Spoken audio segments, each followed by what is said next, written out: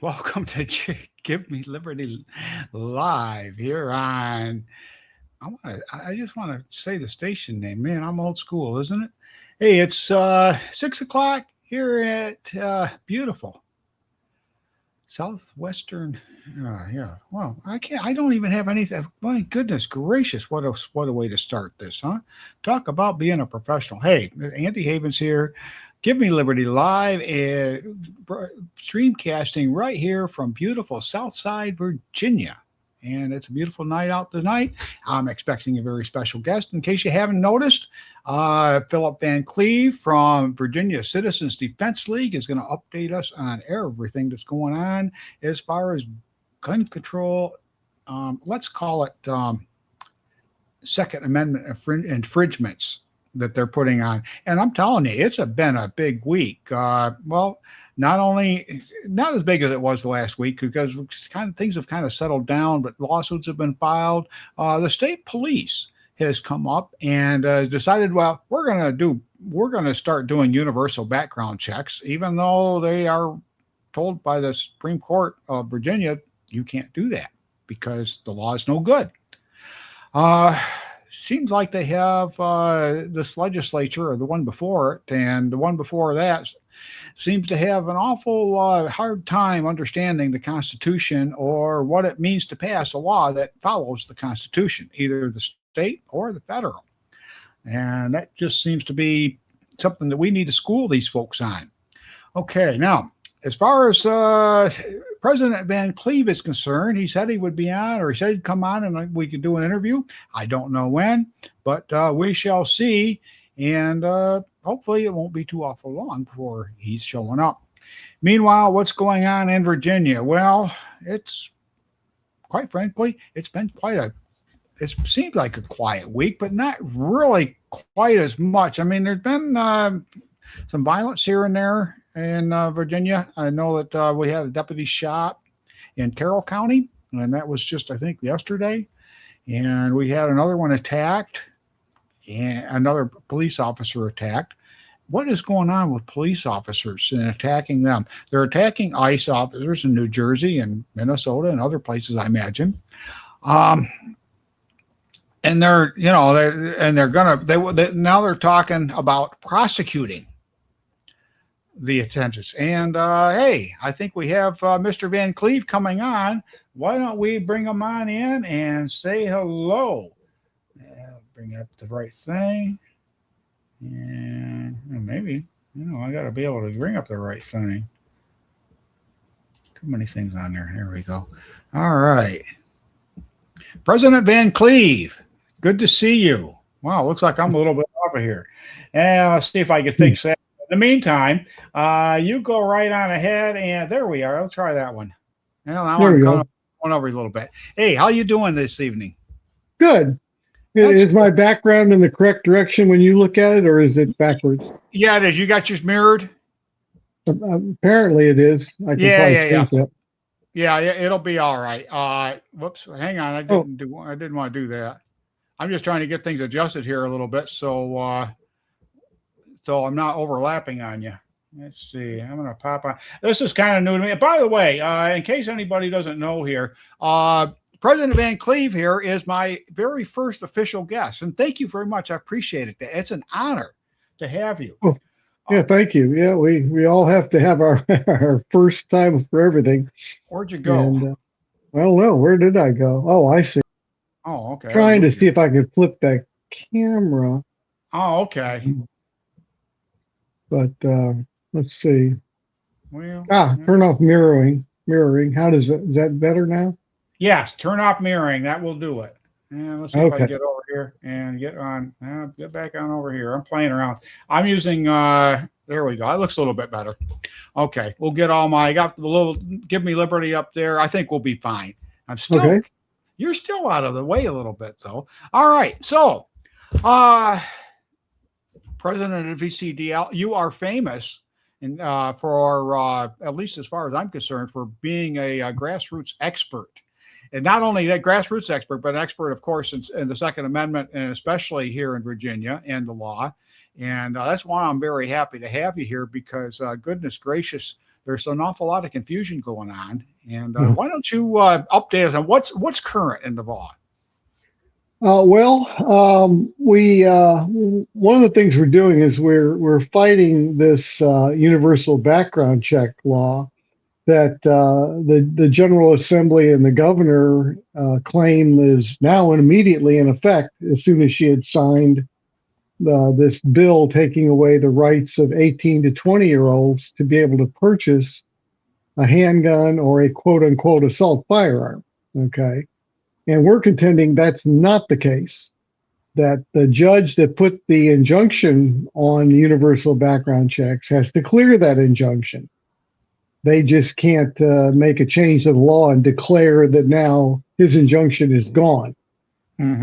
So we are suing over that. In fact, we're suing basically under the grounds of contempt of court, that they are in contempt of court because a judge put a stay on there and they're trying to ignore it.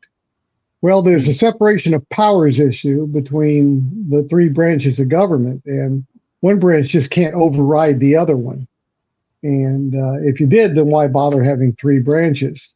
Well, we have three to keep everything under control, to keep one branch from running wild in the streets. Yeah, it seems like the courts these days really do want to do everything. They want to write law, they want to decide what law is, and then they want to administer the law. You got that problem, and then now you got the General Assembly wanting to be judges and juries. You know, they want to be judges and say, well, we declare that this law is now, this universal background check is now back in effect. We declare that. Well, you don't get to declare that, General Assembly or governor, who, you know, they got the two branches, legislative, and the third branch, which is the executive. They're trying to override the judicial. So, and like I say, as you say, sometimes the judicial oversteps wanting to be a legislative branch, but that's not the case here. This is the other two trying to override judicial. Yeah, about the courts. You've been dealing with these courts, or not just Virginia, but I think you also Supreme Court, but you've also had your eye on it all this time. Does it get any frustrating about the fact that they seem to tiptoe around, like the universal background check? They didn't come out and say, you know, this thing is unconstitutional, it's not enforceable, it's a ridiculous law to begin with, let's just throw the whole thing out. No, they didn't do that, did they? No, what did they do now? Yeah, they said, oh, it's back in effect. We had knocked it out with a court case back in end of October of 2025, and now they, oh no, it's back in effect now. And it's not, you know, it's a problem, you know. So, but that's why we're suing, and hopefully we'll get a quick answer to that. Hopefully, I mean, the judge that declared this thing unconstitutional is the one that we put the ball back in his court. If I was that judge, I would definitely go for contempt of court. Absolutely. This is a classic definition of it. Somebody who knew better is saying, sorry, we're not going to listen to you. You know, you and I sure as hell couldn't tell a judge that, you know, we'd end up in the who's cow. No, that's kind of why sometimes I wonder if I should have gone into politics, because it seems like I could do any darn thing I want. As long as I have the right party designation, I can do anything I want. You'd have to have that right letter behind your name that says, rules, who cares? They're for everybody else, not for us. Oh, no, we don't have any rules. We can do whatever we want. That party, that particular, I wonder who that party is, but whatever that party is, that's the problem.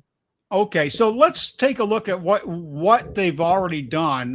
Constitutional or not, we tend to obey the law. So what can and can't you do as of when? I mean, I've heard June 1st, I've heard July 1st, I've heard... No, it's July 1st, but except for this universal background check claimed it went into effect immediately. Oh, right.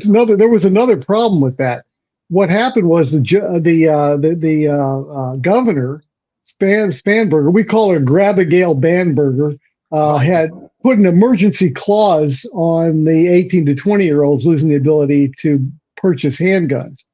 But emergency clauses are supposed to be approved by 4/5 of both bodies, the House and the Senate. They didn't do that. So that's another door that they didn't bother going through. Oh, that must be for peons. But we, the Democrat Party, we're exempt from all that. We can do whatever we want. So It's just total contempt for the Constitution, looks like to me. But I, anyhow, what other things? Well, most everything is July 1. There are some other things they're looking at change. They're going to change how we recognize other states' permits. That's mhm. going to be effective. Part of it looks like it's going to be effective at the end of December, and then the rest of it goes into effect on July 1 of 2027. Hmm. So it's a mess how they did that. But Yeah. we've got the assault weapon, uh, assault firearm ban coming up, and you not being able to carry assault firearms in public. That ban, by the way, kind of redefined what's an assault firearm. And we've been warning hunters, they're going to come after your guns. And Hmm. indeed, this new definition goes after shotguns as well as handguns and rifles. Hmm. So, hello, hunters, we told you, and it's going to get worse if you choose to ignore it. Hmm. They'd make a very good voting bloc if they would just get off their rear ends, register, and vote. It would Uh, be, yeah. so we've got that. We have changes. If you have to leave your handgun, not rifle or shotgun, but you got to leave your handgun in an unattended vehicle, one where you don't have somebody in the car or somebody that would have been in the car able to see the car. Then you've got to take your gun and lock it in a hard-sided case, and that even if it's in the trunk, it's got to be locked. However, if your console or your glove box have a lock on it, you can put it in there as long as it's got a physical lock and you lock it.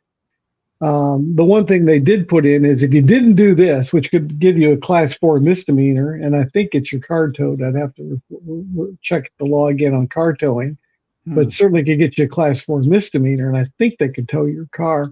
Um, if a gun does get stolen in that mode, and as long as you report it to the police within 48 hours, then they will not charge you for the fact that you didn't store it right in the first place. Hmm. You Oh, know, that. well, here, what they're doing is they're saying rather than going after the criminals, we're gonna make you responsible. It's not the Hmm. criminal that's responsible for stealing your gun.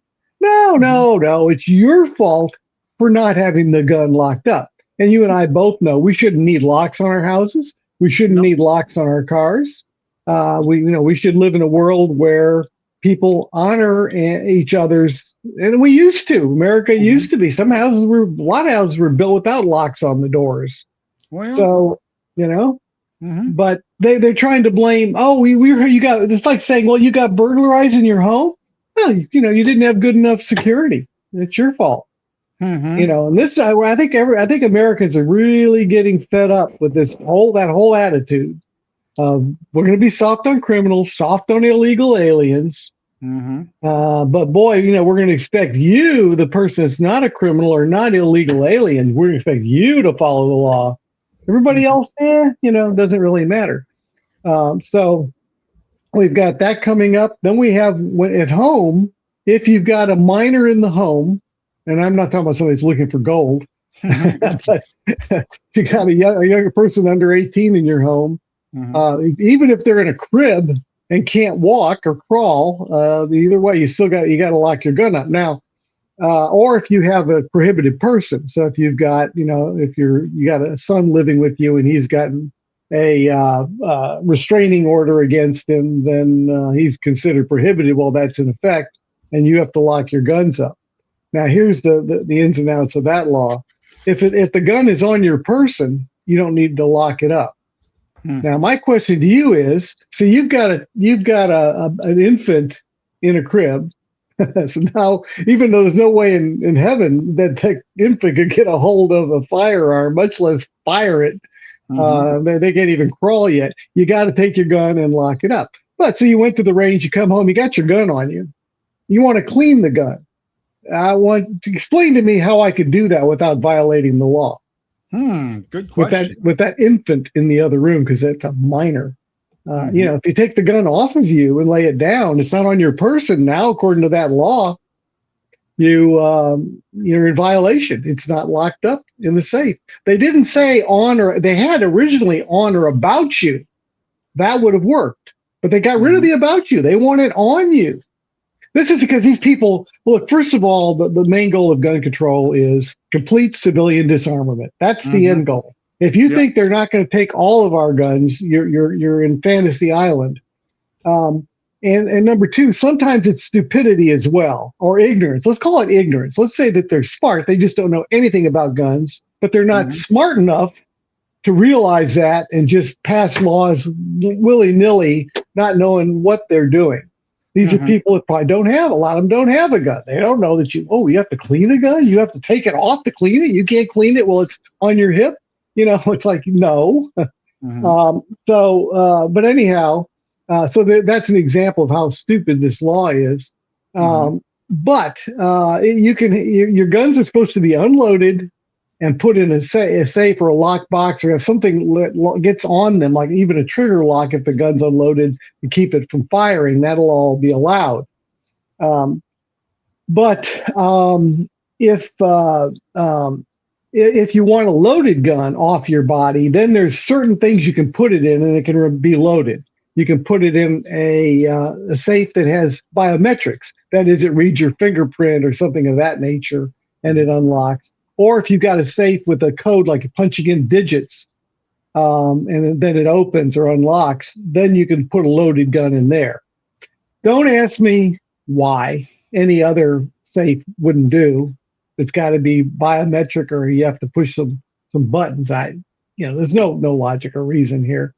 Uh, Um, no, go and ahead. the one thing I was going to say too is but our lawyers figured out something. They changed two parts of the law. They changed lots of different laws, but there were two in particular they changed that were different code sections with different things. And our lawyers looked at them together and said, "Oh, well, if you're at home and your children are given permission by you to have access to firearms, because a lot of children are good with them. Maybe they're 16, they've been shooting a gun for 10 years or for 5 years, and you've taught them safety. They're good. You want them to be able to have access to those guns, especially in an emergency. Somebody breaks in the house when you're not there. As long as you do that, then you don't have to lock your guns up for your own children. Okay, Hmm. that's something that the General Assembly didn't plan on that. But again, they just created two laws and never thought about, oh, is there an interaction here? Well, there is an interaction. So give your children permission, and then you can go live your life like you do now. You can lock your guns up if necessary, and not if you don't want to. Now, but the catch is, if your minor child under 18 has a friend come over that's under 18, now you've got to Mhm. lock your guns up. Or just what I just mentioned, it's either on you, locked up, Mhm. or it can be in a certain type of safe. You can have it loaded. So that now the only thing that was better here was originally the bill was going to require you to lock up ammunition too. Oh I God. mean, that's because they don't know what they don't know what the world of shooting is. It's No. like they picture everybody. If you have 50 rounds, it's like, whoa, well, how do you have so much ammunition? And you and I know that, I buy ammunition. I buy 1,000 rounds at a time. That'll hold me a little over a month if I go to the range every weekend. I can easily shoot a quarter of that 1,000 rounds in one shooting session. I can get rid of 50 rounds in 10 minutes. Yeah. So they don't know this stuff. And so at first they had that in there. I'm thinking, oh, that's going to be a royal pain. But then they pulled it and said, okay. And that's good. I mean, ammunition doesn't hurt anything, Mm. you know? So, Yeah. so that's one that people are going to Yeah. have to deal with if they have children. Yeah. Well, people don't kill people. Guns kill people. So that's the whole reasoning behind Yeah. that. Uh, well, the thing they don't think these things through. They, Mm-mm. they, they they don't they don't. I think when you become when you go into politics, they take your logic bone out of your head because I'm telling. What are you supposed to do if you're in the bed in the middle of the night and you're you've got kids, maybe the kids are sleeping over or whatever, and somebody breaks in? What do you do? You got to Uh, have a certain type of safe. And I'll tell you what, I have biometric safes. I don't know. Do you have any, Andy? I don't have a biometric safe. No, I do Okay, not. I do. And sometimes they all of a sudden they'll get really picky about your fingerprint and they won't open. Hmm. And for a while you have to fiddle with it. And you can imagine if you're under tremendous stress, of somebody in your house trying to get your thing to read your fingerprint. Because you Mhm. might say, well, why? Well, maybe you've got dirt on your fingers, Mhm. maybe you put it on at some odd angle because you're in such a hurry. Or if you have gloves on, that fingerprints won't work. If your hands are wet, they're probably not going to work. Like if you have blood on your hand, it's probably not Mhm. going to work on that. Mhm. So, and we told them that. We said, hey, biometrics, because at first they were going to say that was the only way. And we pointed out that no, that's not good. So Mhm. if you want something you can push buttons on, well, okay, that you could do with bloody hands or whatever else. And But if the battery goes bad, what happens yeah, then? that's a very good point as well. I've got some around here that don't have a battery. You push the buttons, and there's a trick to opening the case besides of knowing what buttons to push and how to push them. Okay. Uh, but that one is a fail safe because there is no battery. So Mm. but yeah, Mhm. that's a very good point. Yeah. Uh, the batteries can fail, which is a good reason to periodically replace them. Mhm. Most of these states will give you a warning, but you got to be aware of it and not ignoring that extra little buzz it or whatever flashing light or whatever signal Yeah. it's sending you that the battery's getting low. Mm. It's just amazing. I mean, the technology that we have is really good, but the putting it into practice just isn't feasible a lot of Right. times. And Um, the same goes with all of their Second Amendment infringements, which I'm mhm, tend to call them rather than gun control laws, right. because that's what they are. That's what they are. Yeah. If you're going to go with gun control, understand that gun is the least important word in there, control. And Mm-hmm. once you control gun ownership, then you can control people because Mm-hmm. then the government can do whatever it wants. And you've got rocks to throw at government, and government can send bullets at you. Big difference. You can't throw a Yeah. rock at 1,300 feet per second. Well, that's true. Well, you can't. But anyway, but I mean, here's the thing: the Democrats the liberals always love to point to like Canada. Well, Canada has national health care. England has national health care. Why can't we have national health care? Well, they've shut down just about. I mean, you have to be 18 and have identification to buy a spoon over there. Right. Yeah, and there are Uh, people that have said, like in Canada, somebody had mhm, cancer and needed treatment. They said that the mhm. earliest they can get in would be a year. Yeah, yeah. Okay, it's free, but see if you live long enough to use it. But they don't want to talk about, about Canada and England and Australia when it comes to our gun rights, because and what's happening to people there. People are Yes. getting, people cannot defend themselves. I've seen stories, people defending themselves that are in jail. They were defending Right. themselves. They were in their own home, and the burglars came in. Well, the burglars, they're okay. They set them free. But Oh yeah. but the homeowner who defended his home with a firearm, why, you're going to jail, boy. Yeah, and the firearm he had was highly restricted. You can have it back then, but it was just a shotgun Mhm. and all this stuff. But you can't use it for self-defense. Right. And so they really have not, and you can't have much ammo. You got to count for all of your ammo. If you go to the range and shoot 5 shots, now you got to, Mhm. and you can only have so many rounds of shotgun ammo. It's a mess. But then even worse than that, in my eyes, is I mean, well, that's bad actually. Next below that, because self defense should be your number one thing. If you can't protect your life, Mhm. it's not valuable. Um, Right.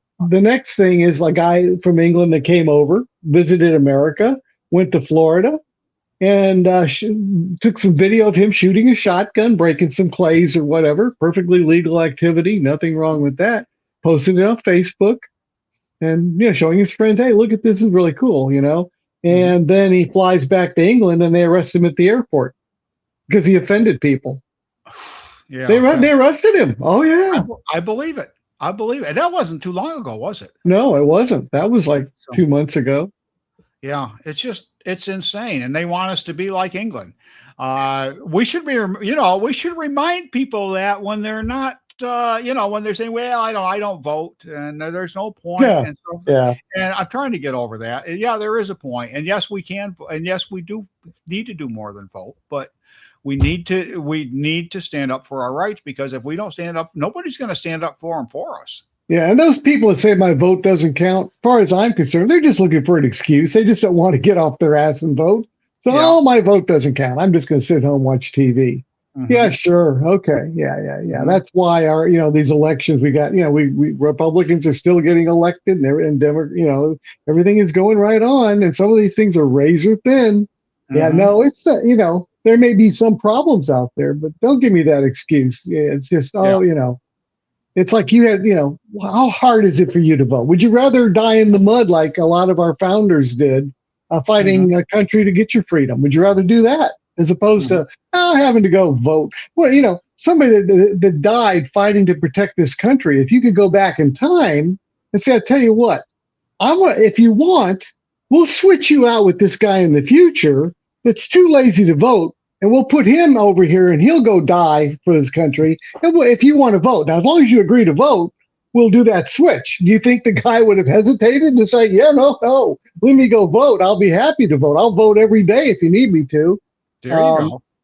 But the American, you pay the price. You may not be interested in government. The government is interested in you.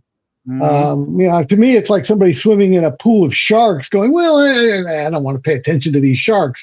They're paying attention to you. And it's just the way it is. You can ignore them if you want, but they're going to come get you. So, I'm going to try to push harder on hunters.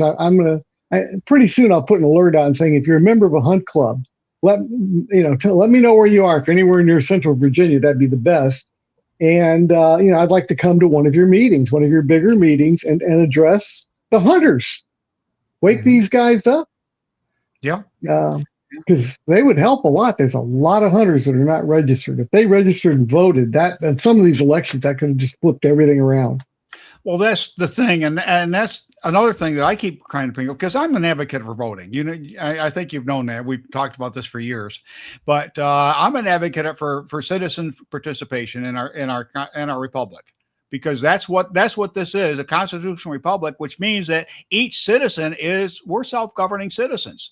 Yeah, and if you don't self-govern, then you're letting somebody else do it for you. So you're missing your responsibility. You're going to vote one way or the other, aren't you, Andy? I mean, if you don't vote, you vote because somebody else is going to pick for you. Is that what you do normally? Did you let somebody else pick what house you're living in, or what guns you own, or who you marry? You're going to let somebody else pick all of that? But yet, your most important part, your government, the thing that could put you in jail or worse.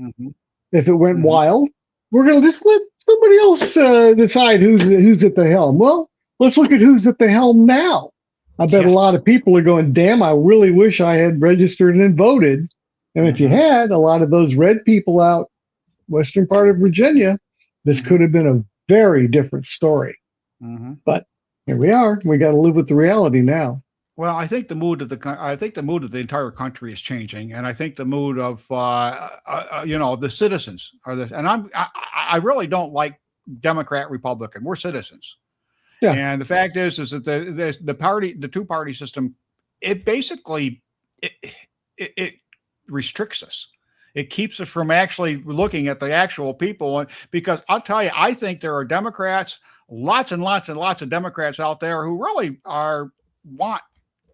don't want their gun rights to be taken away from them. Right. Oh, there are. You're absolutely right. No doubt about it. I'm sure we've got quite a few Democrat members that are just like that.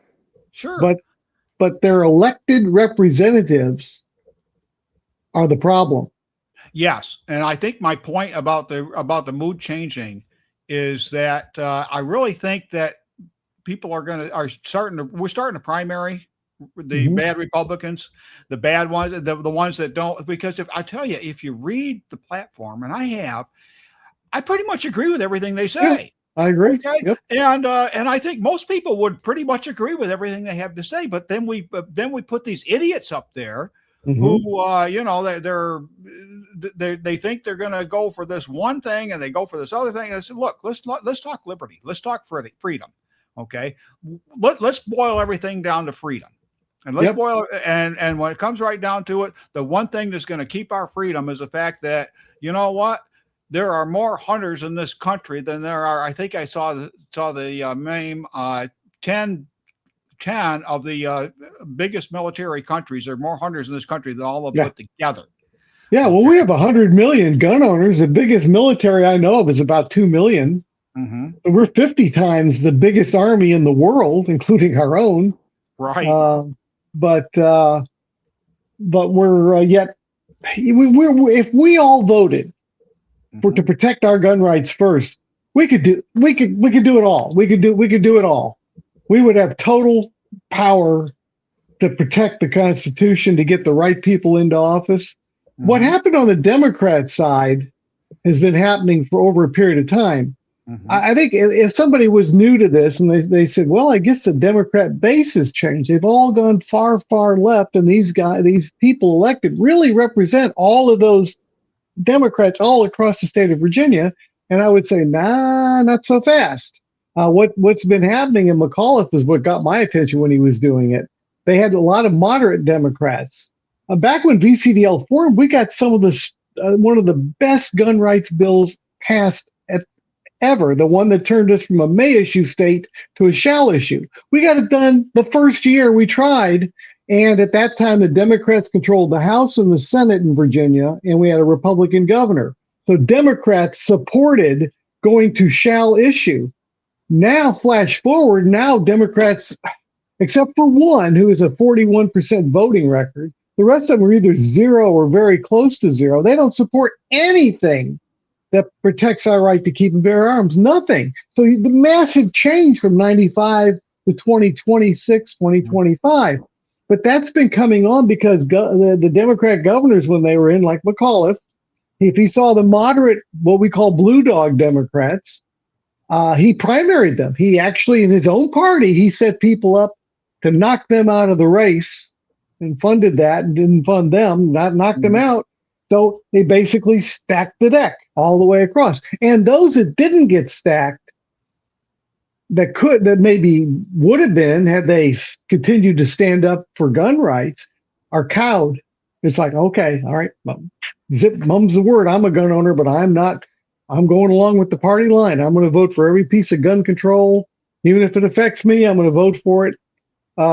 And I think that maybe that's why a few things got fixed a little bit at the very end. Remember, the Democrats control everything. So they could have gone as extreme as they wanted to. They would have started a civil war if they'd gone to the very extreme. But assuming that they could have gone wherever they did. And at the end, Spanberger on the assault weapon ban put in something that made it much worse. And they threw that away and sent it back to her. And she signed, from her point of view, a much weaker assault weapon ban than what it would have been. Why? Well, I have a feeling there were some Democrats that said, this is too far because then I'm affected by it. Or it's going to affect my ability to get elected because we're really, really making people mad with this. Whatever it was, they backed off.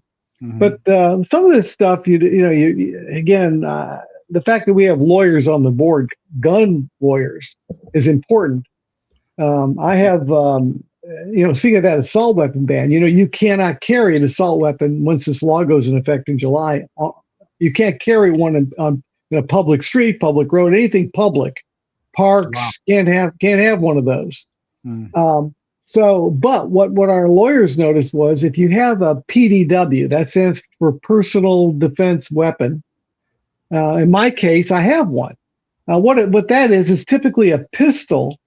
But it's got some other things like maybe an arm brace, or maybe it's actually an SBR. It's actually a pistol with more of a brace. But what it is, it's more powerful, or it's better to use for self-defense than just a handgun. Okay. And that the lawyer looking at the law, the way they wrote it, and how they referred to another code section.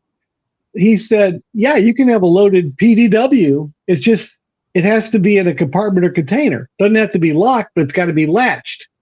So when I'm in the car, I can have my Sig Flux 365, which holds 51 shots, 25 in a spare mag at the front and 25 in the grip and one in the chamber. There you go. You just push a button, the empty mag drops, you take the other one, pops off, and you slam it in, and a split second later, you're up and running again.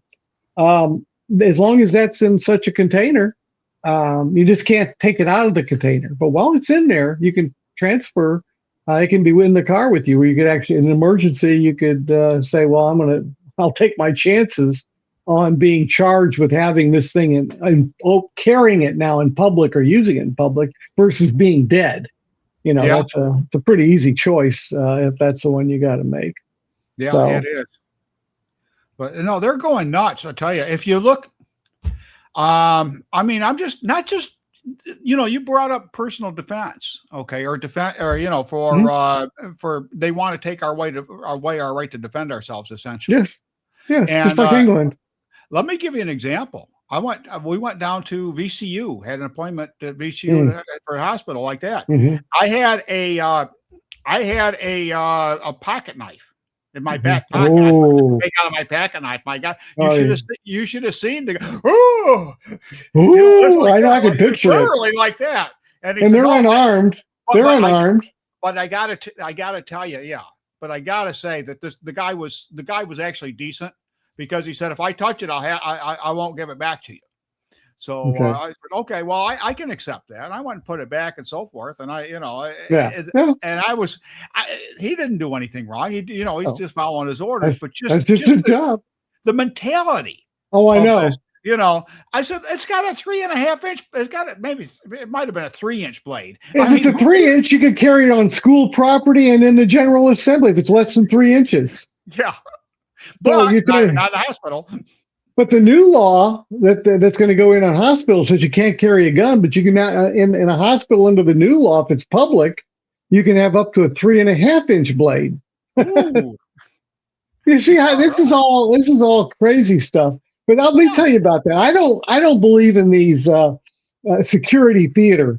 And if you don't think that VCU is a security theater, I'll give you an example of what happened there one time. I was taking my wife there, and I knew they had the little detectors and everything, so it was completely unarmed, and was walking up around a side of the building to the front doors where we go in and go through all that, and there was a sign on the door that said "Use the other door," and the other door was propped open with a trash can. So I said, "Hey, this will save us having to go all the way around. We'll just come in this way, and we'll be, I guess." And we went in the door. And I looked over, and we were behind security. Yeah. They had a door open, propped open, that anybody could walk through that was behind security. And I just told my wife, I am not going to self-identify as somebody that needs to be searched. Screw this. If this is what they call security, I'm just going to, let's just go. Let's get to your appointment. And, yeah. So that's I give you multiple examples, including one that was done by Secret Service. Where again, it was just another example to me that I'd rather have my own ability to protect myself. Thank you very much. Because security is not 100%. We know that even at airports, they have people that occasionally go through to test the system, and a lot of them will get through with a weapon. It just didn't get caught. And if they can do it and get lucky, who knows who else can? I just hate that. Even though they got metal detectors, I never feel secure. Unless I can protect myself. I agree. I never feel secure either, because I don't know. I mean, I've read a few books there and there that kind of makes me think. One is something like anything's a weapon. And it's basically on the philosophy that you're never really unarmed. And that's what I kind of tell them. I said, look, you can't disarm, you cannot completely disarm me as long as I've got a brain. Yes. You can't disarm me. Yeah. Let me give you an example for schools. They say, oh, you got metal detectors in some of the schools. Okay, cool. Well, what's to keep a kid with evil intent from coming over to the school, maybe at night, maybe early in the morning, and putting a gun under the fence in the playground area, then going through security, doing all that, go out in the back the playground area, pick up your gun, and you're good to go. No, there's always That's an way. example. That's just one way of getting around if Well, they want to. how did that 6-year-old manage to smuggle a gun into the school and shoot his teacher? I mean, Yeah. somebody that they knew was an issue to begin with. I'm going to be writing a review of this book. It's called The First, probably not going to show very well, I First see that. 30 Seconds. Yeah. Yeah. Yeah. This was actually written by a person who used to be a VCDL member till they moved out of state. And I know him quite well, Okay. Ed Monk. And this talks about how to, the importance of having armed people, not just like in the schools. It doesn't just cover schools, but schools Right. are a great example of where you might have one resource officer who might be going to lunch or be at a different school that day or whatever. Mhm. The one of the premises is it goes on the idea that basically you have to look at a scenario of defending against an active shooter using math, math and time and math. Basically, a active shooter goes into a building to kill people. They kill somebody about every 3 or 4 seconds, and that kind of stretches out a little as time goes on. Mhm. So the question becomes, to a school administrator, how many people are you okay with dying while you wait for somebody with a gun, a police officer, resource officer, to come in and stop that active killer? How long? How many? Are you okay with 10 or 20, 30? What's the limit? And of course, one of the things he points out is they're going to almost always they say, well, hopefully none. And his response is, hopefully is not a plan. Yep. That is not a plan. And so the concept there is, let's say the police officer's a minute away. All right, well, you do the math. So you got 60 seconds. Somebody's going to die every 3 to 4 seconds. In 30 seconds, you could keep it. If you get somebody there in under 30 seconds, you can keep the number down less than 10. You can keep it to single digits. If somebody's in the room when the shooting starts, now you might be able to just have 1 or 2 people lost, because often you don't know it started until somebody gets shot. The first shots ring out. But if you're there, you might actually, be a deterrent. Utah lets anybody with a permit carry in their schools. They've had 0 school shootings. Okay. Well, who would you shoot? The air conditioner repairman? The principal, the teacher, the visiting parent? Who would you shoot? They could all be armed and may all be. But the concept is, if somebody's in the room or really close by, then you could catch it early, stop it quickly. If you're assuming that you can make it so that there's no way it'll happen, then you're in fantasy land. It can happen. So that's the premise of the book, but it goes into some really, really good stuff. It's a book I'm going to highly recommend that people that are interested in this subject read it, and maybe some school administrators and legislators and some others should read that book as well, because it's kind of a cold thought, but it's just time and math. That's all it is, and it's up to you. If you want to have the least number killed, accepting that you may well have at least 1 casualty, then you need to have people armed everywhere. If you got 1 resource officer, he may not be in the school. He may be a building away and didn't even hear the shots. He might be in his car almost arriving at the school. He could be in the parking lot, could be on the phone, whatever. He could be the first one shot. He could be called taking care of another kid. I mean, they don't just sit on their duff all day usually. Right. So, first one shot too. Somebody said, "Look, I got the resource officer. Now we got it." There you go. That's the concept, and it makes perfect sense. You can the only argument the other side has is to fantasize that, well, we can just try to make it so it doesn't happen. But if it does happen, we're into time and math. There are going to be kids dying. There's nothing you can do about it, but you can make it a minimal number. Yeah. Well, the thing is that the problem I see with this is it's logical. And we all know that they ain't got no logic bone in politicians.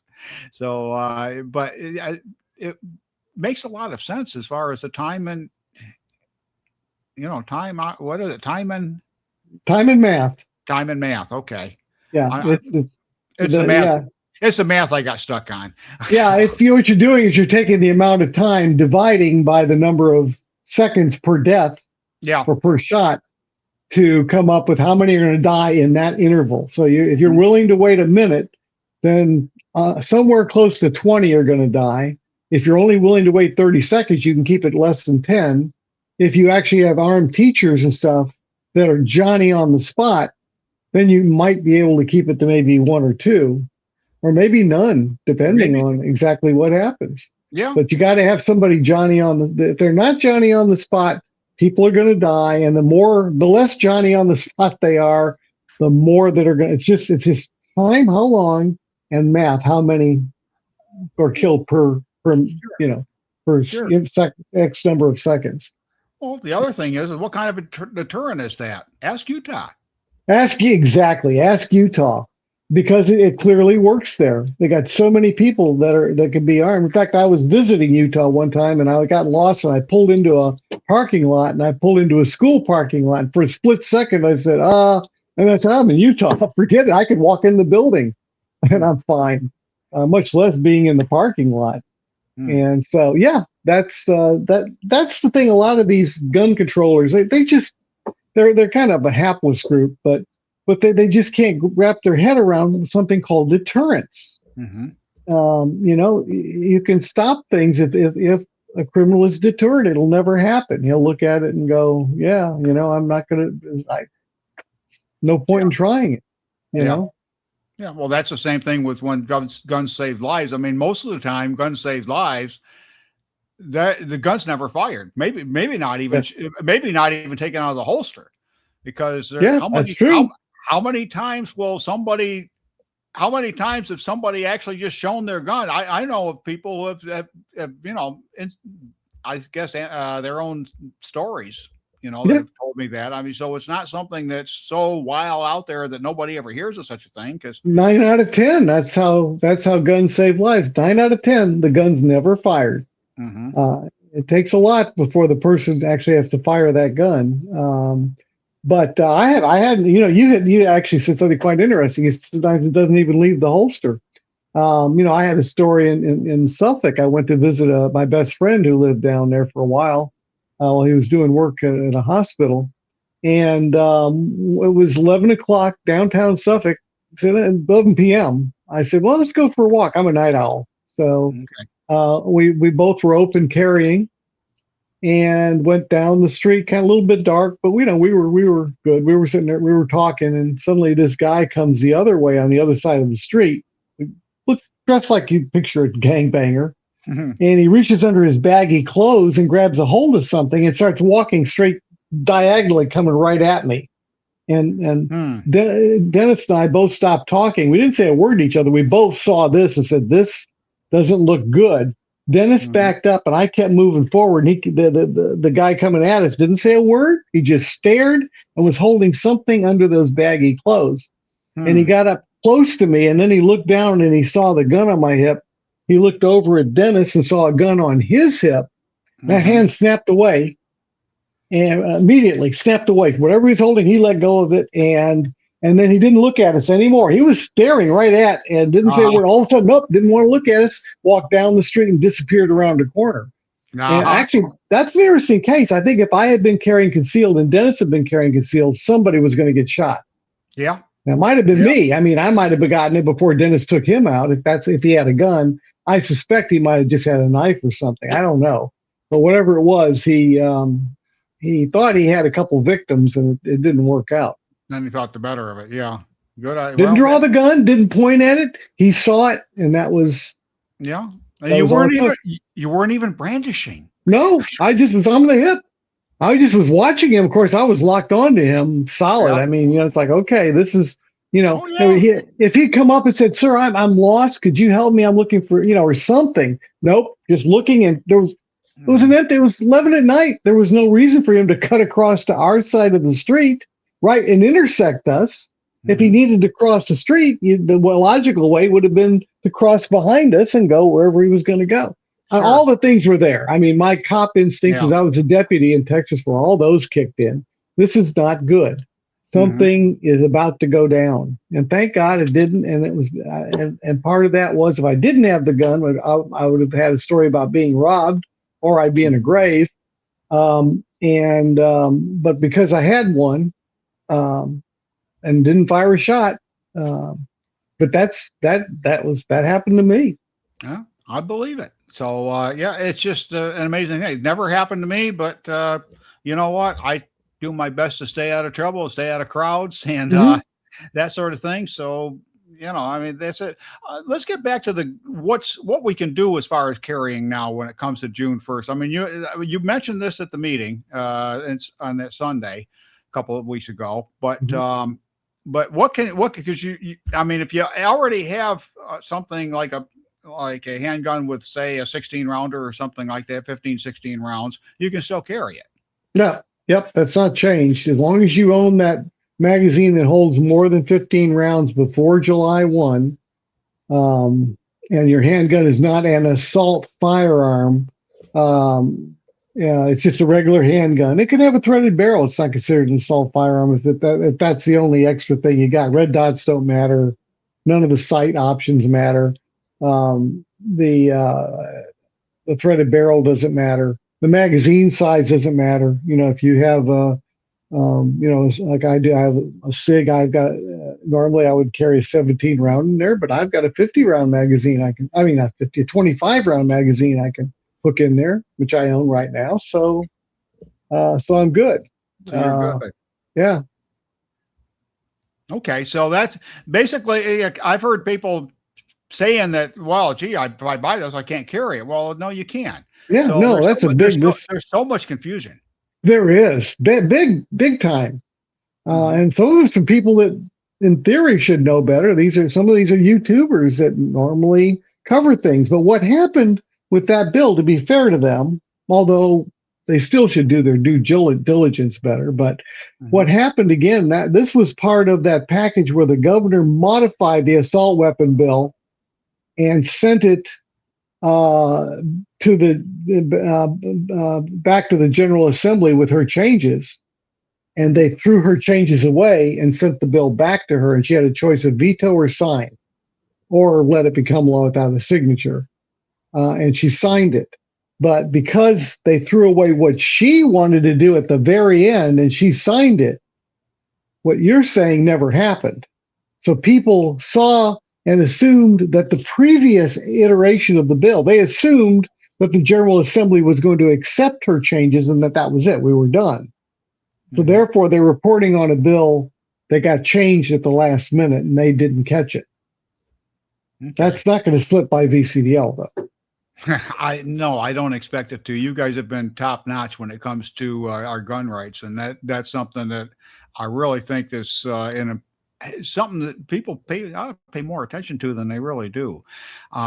You know, you tend to be very, very focused, and I think that's a good thing about you know, we have an organization that you're basically just fighting for our gun rights, and that's it. And you're doing it. That's I mean, it. you're already filing suit, Yeah. and you're what? Let's see. You're suing in State state court. court. We're taking the Second Amendment completely out of it. We're saying this is nothing. We're suing completely on Article 1, Section 13, which is the Virginia equivalent of the Second Amendment. But I think it's even better.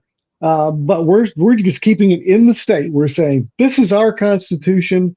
This law violates our Constitution, and we want it. We want it thrown out.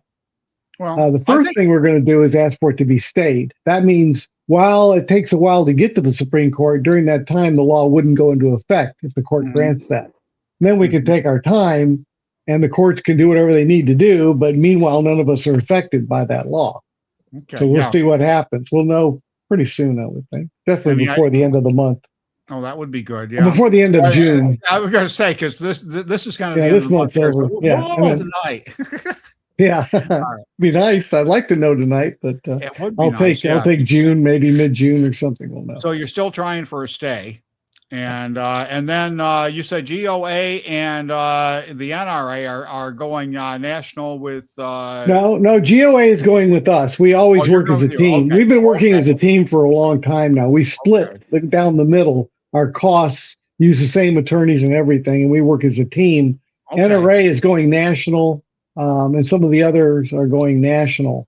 Okay. And that means that they're going to have to get it to the Supreme Court, because the Fourth Circuit, which is what controls Virginia and Maryland and Delaware, has already ruled that Maryland's assault weapon ban is constitutional. This court's horrible. I mean, that's a moronic ruling, honestly. Mm-hmm. Clearly, it's not constitutional. Clearly, the Supreme Court's made that clear, but this is politics in the court, and it should never be there. But Fourth Circuit's loaded with people that Obama put in there, maybe Biden, and so forth. So they've got bad actors in there. So those cases are going to end up getting shot. They're going to take the case the NRA is bringing and say, lower court's going to go, sorry, my hands are tied by the Fourth Circuit. I have to rule that this is constitutional. Fourth Circuit, of course, is going to go, they've already ruled, so they're going to say, yep, this is the same as Maryland. It's constitutional. Then you go to the Supreme Court. Wow. It seems there seems to be a better way. I mean, you know of any better way to get vote, and we don't. If we didn't have this bad legislature, we wouldn't even be talking about this stuff. Yeah, I understand, but I guess what I'm talking about a better way is these the way the courts seem to dither and dather, and they don't want to make. I mean, they're paid to make decisions. And they're paid to make decisions according to the Constitution, and they're paid to decide as to whether, the Supreme, whether it's constitutional or not constitutional. I mean, to me, that's the basic thing. And but keep in mind, they're appointed by the General Assembly in Virginia. Yeah, are they? Yes. Okay, and for their terms. That's why they're saying they're going to throw terms. They're going to throw not a life appointment. Yeah, it's not a life appointment like federally. Yeah. These are termed. So, there's good and bad to that. If you had somebody that a judge that went rogue and was doing stuff that was totally bad, unconstitutional stuff, or supporting unconstitutional stuff all the time, then the General Assembly has the ability to get them out of there and put somebody in that follows the Constitution and upholds the law. But in this case, you want these judges to stand up and say, this is clearly unconstitutional. Yeah. But to do so, they've kind of put their neck on the line with the General Assembly. But as you say, they're paid, and they do an oath.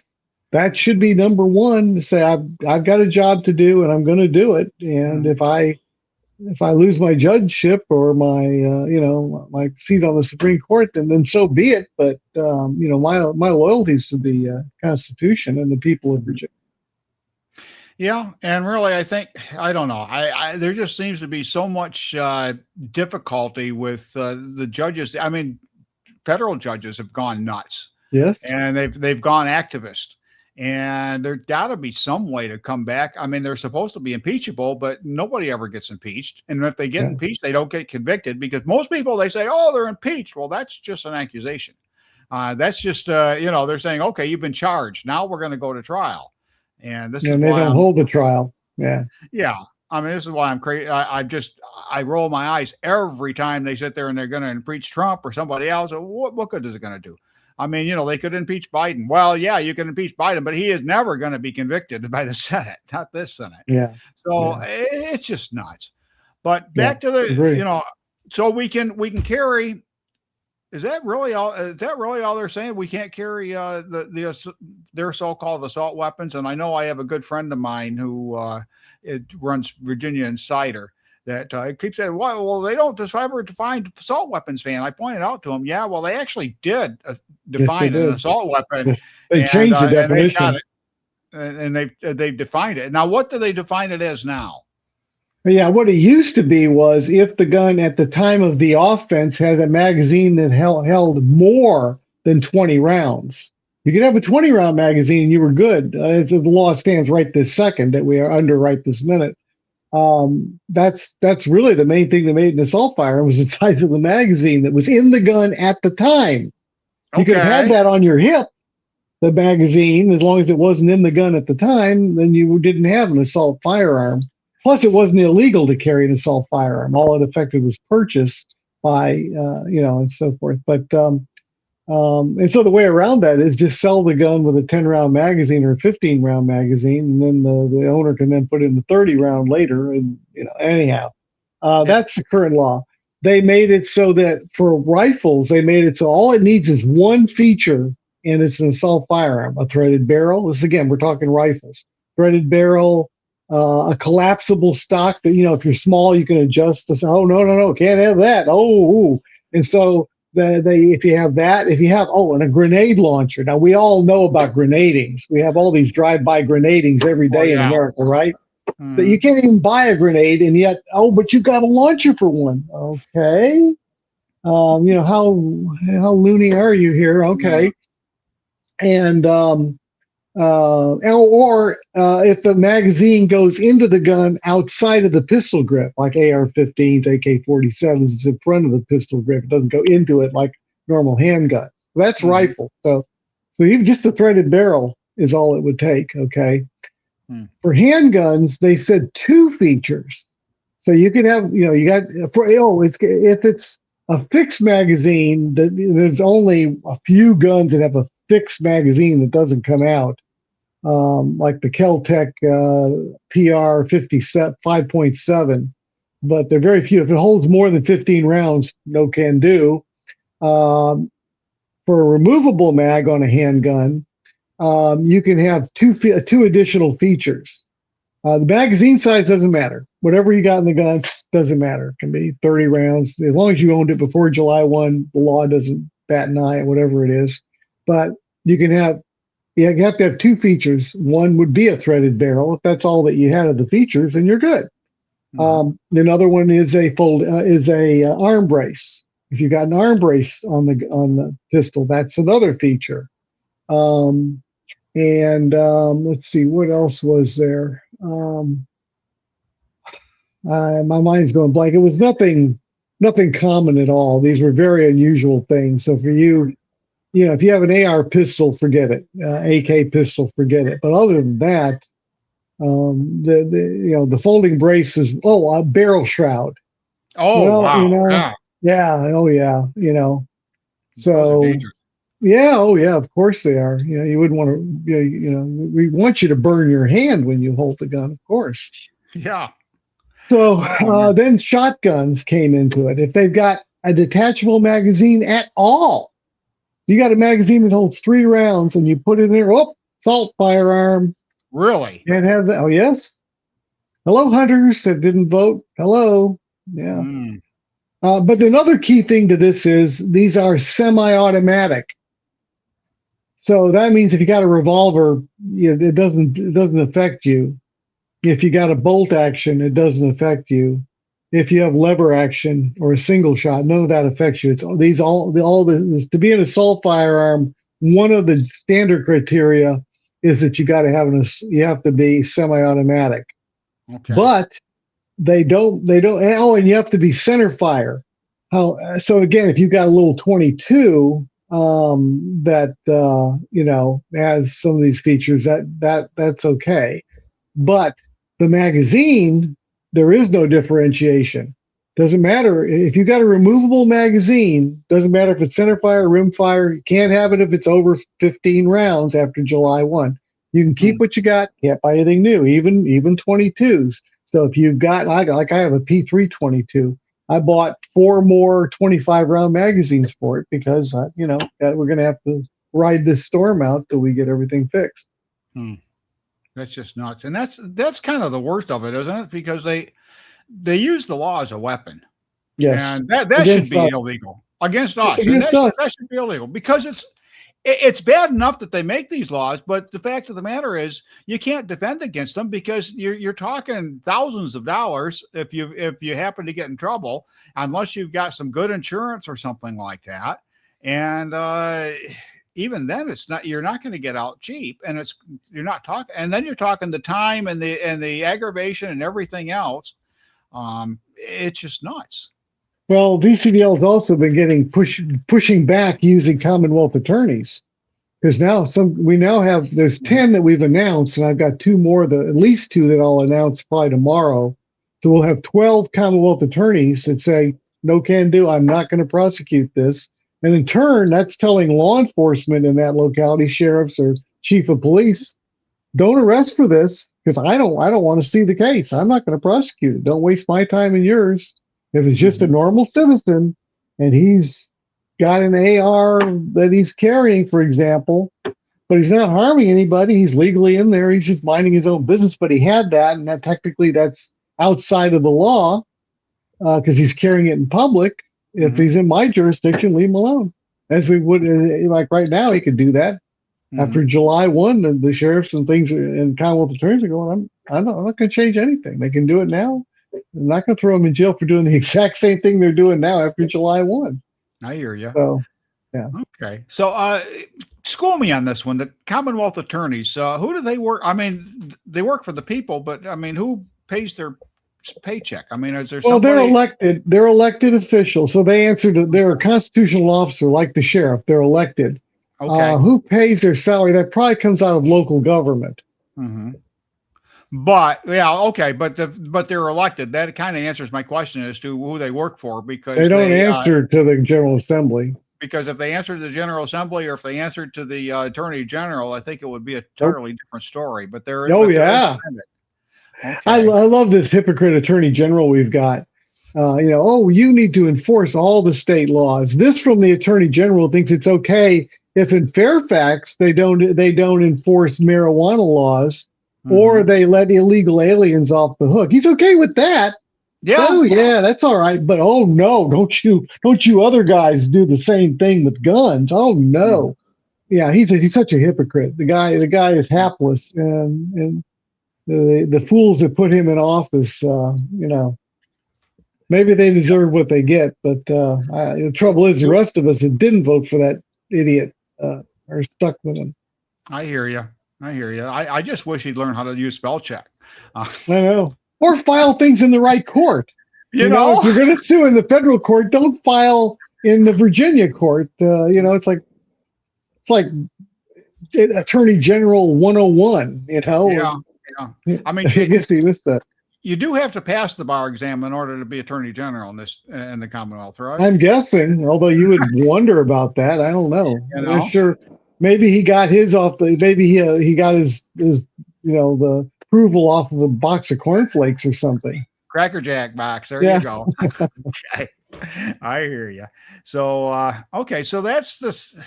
I'm trying to. What else have we got? What else are we doing here? I mean, VCDL is. How are you guys? How are we doing for as far as finances concerned? I mean, these are expensive. We need $40,000 to walk in the door for just a state lawsuit, which can go on for years. You'll easily get into the hundreds of thousands of dollars for each one of these suits. And we've got 3 that are running now, and now 4 with the new lawsuit that we're doing on this. We had 3 from earlier that are still running.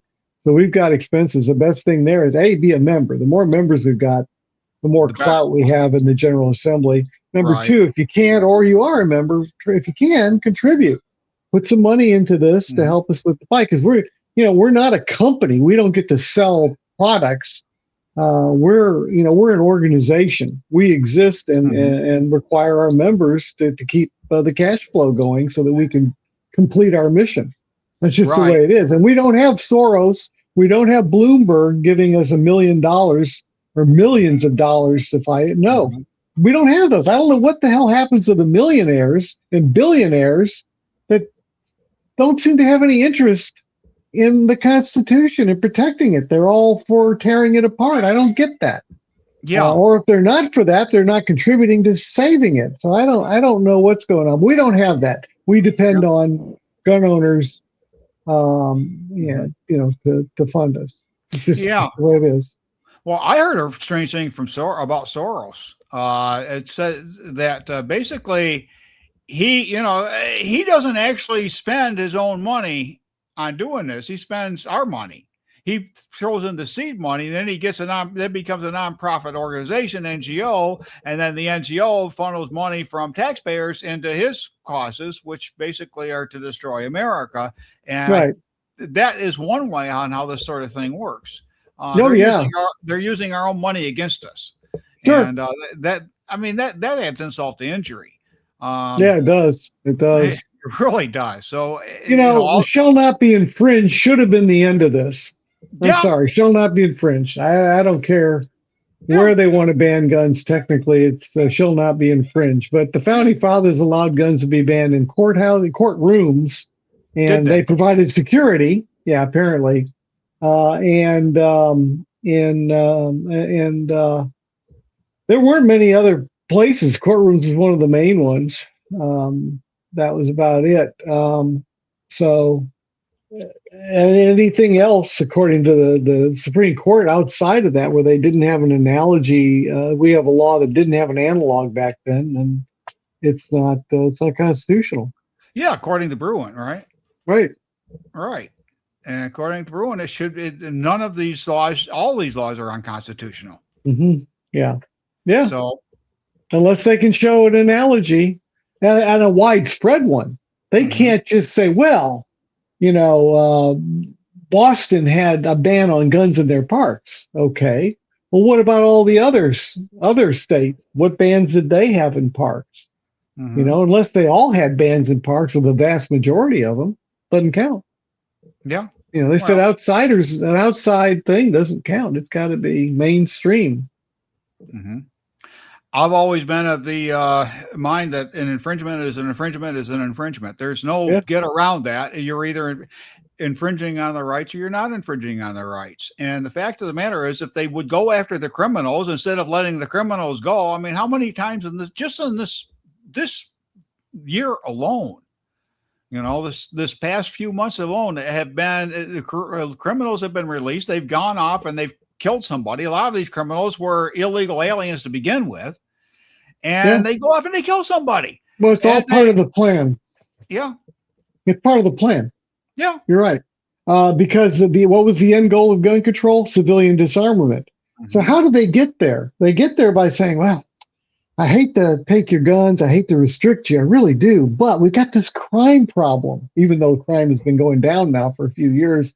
We got this crime problem, which, of course, again, is mostly bad guys killing bad guys in illegal activity gone wrong. In Richmond, they say, oh, we had a shooting. I can go, okay, that's going to be in one of three places 9 times out of 10.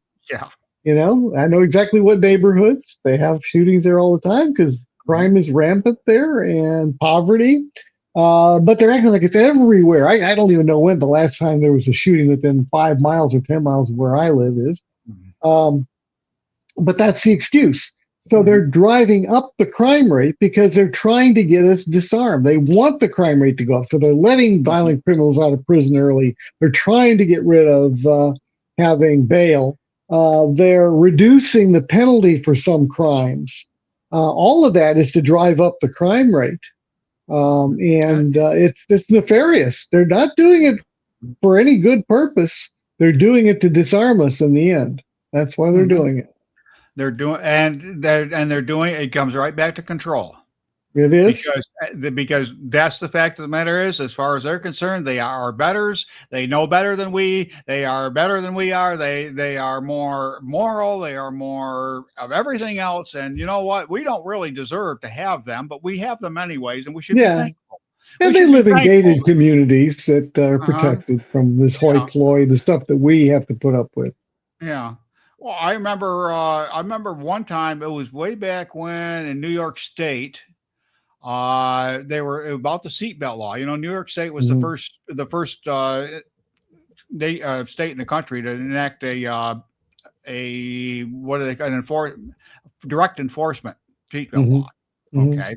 And their argument, they took that to court, and their argument in court, one of their arguments was, well, the state has a right to protect people from themselves. And all I could think is, what? Yeah. No. No, we need to be protected from them.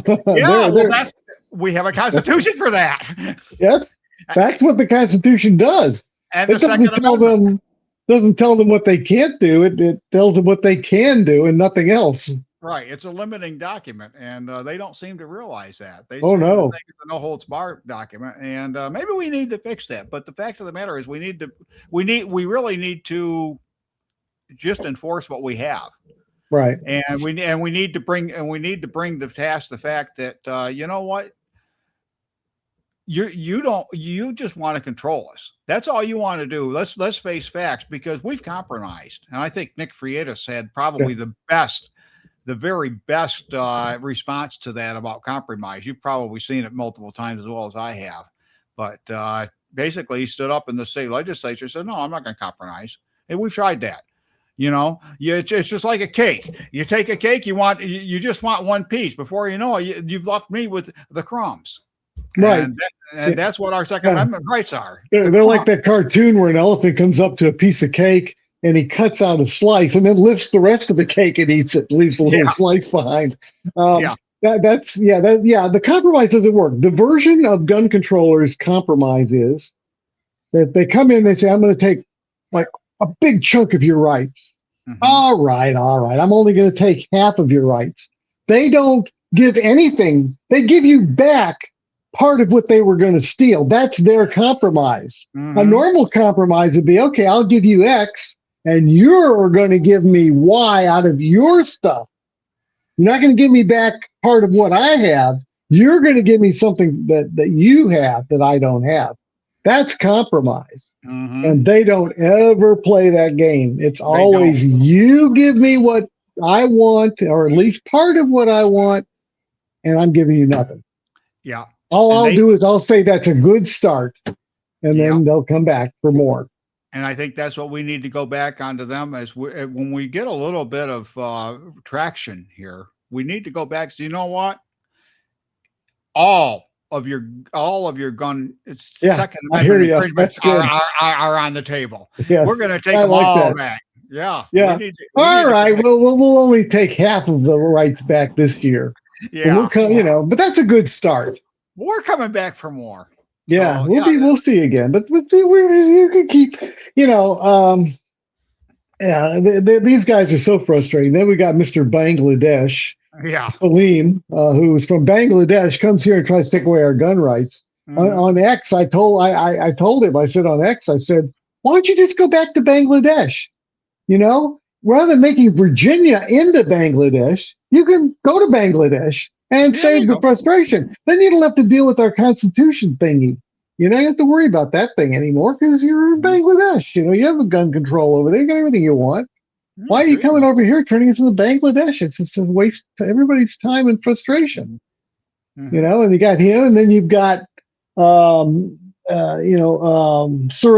who's saying, well, you can keep the assault guns you have with a scope, or what do you call it, a telescope on it, and with these laser things. He obviously didn't know damn thing about guns. He admits that. And he doesn't seem to want to know. He's not a stupid man, but he doesn't have any interest in learning about what he's legislating on. I guess he's just a puppet, and somebody's telling him what to vote on, and he's going that way. But he's selling this grandfather thing, and that's nice that they put grandfathering in, because I think they might have had a civil war if they didn't. Yeah. They were going to go door to door and take guns. I don't think the police want nothing to do with that, and I don't blame them. I wouldn't. No. No. But instead, they said, well, you can keep your guns. But then I look at that and go, yeah, but we need to fight extra hard to get that. So we all, because who are we to give up the rights of the next generation? True. I mean, I was just talking to somebody at the shooting range I was at today that he's got a 15-year-old son, and said, we've got to make sure that when he turns 18, he has the same ability to buy whatever guns that we could buy when we were 18. Mm-hmm. We need to keep that. We can't throw that away just because we're okay. That's selfish and very unpatriotic. So, anyhow, that's what we got to do there. Got to get those rights back, even though we've been exempted. That's nice. Yeah, but it's not the end game, because all they have to do is change one word, throw in the word possess in the current law, and now all the guns that you have that you thought you were grandfathered in is gone. Now you can have them taken away from you. That's exactly what they tried in Rhode Island. Yeah. Unfortunately, there's a little thing called the Fourth Amendment of the Constitution that says, we don't have it. They can't pass an ex post facto law. I think it's the fourth. I think it is the fourth. But whichever one it is, they can't do ex post facto. But they might argue that they could argue that, well, I thought we don't think that's ex post facto. You know, Yeah, Surivel was told he was told by somebody face to face, look, this assault weapon bill that you're pushing is unconstitutional. He just looked and shrugged and said, well, take us to court, you know. That's what I was saying earlier. They want to just cause Drag trouble, it, and it drag it costs out. us money, costs us time, aggravation, everything else like that. And it's getting very tiring. And Yeah. I think a lot of us are getting more and more tired of this as the time goes on.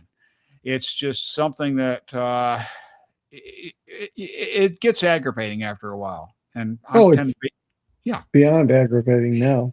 yeah, it is. It's just you want to shake them. You really want to shake them. It's just, can't you read this? What don't Yeah. you understand about this? I mean, especially in Virginia, because like you say, the Virginia Constitution lays it all out what the militia is. We are the militia. Yeah. And Right. and the fact of the matter is that you can't, you're going to have to rewrite the Constitution, which, by the way, I'm all for, but not for that reason.